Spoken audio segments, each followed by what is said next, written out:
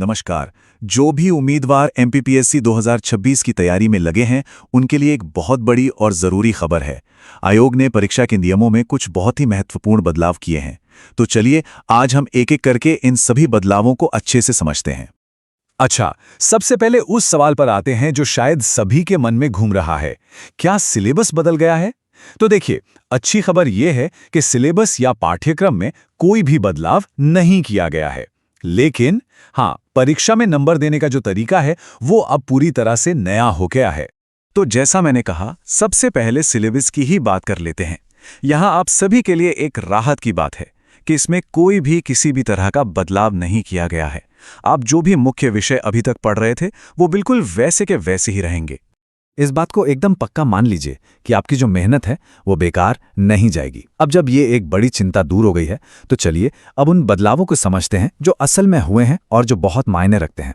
ठीक है, तो अब आते हैं पहले और सबसे बड़े बदलाव पर, और ये बदलाव है परीक्षा के कुल अंकों में। अब जो पेपर्स का वेटेज है वो काफी बढ़ गया है। देखिए, पहले क्या होता था कि सामान्य अध्ययन यानी जनरल स्टडीज और सीसैट, ये दोनों पेपर 200-200 अंकों के होते थे।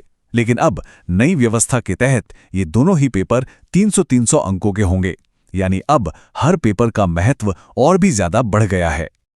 और अब बात करते हैं उस सबसे बड़े बदलाव की, जो सच में इस परीक्षा का पूरा गेम बदलने वाला है।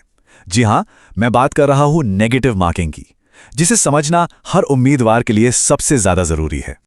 आयोग ने स्कोरिंग के लिए एक बहुत ही सीधा और साफ फॉर्मूला दिया है, 3R - W। अब ये क्या है? यहां R का मतलब है राइट आंसर्स, यानी आपके सही जवाबों की संख्या, और W का मतलब है रॉन्ग आंसर्स, यानी आपके गलत जवाबों की संख्या। चलिए इसे और भी आसान भाषा में समझते हैं। हर सही जवाब के लिए आपको मिलेंगे पूरे 3 नंबर, लेकिन ध्यान दीजिए, हर गलत जवाब के लिए आपका 1 नंबर काट लिया जाएगा।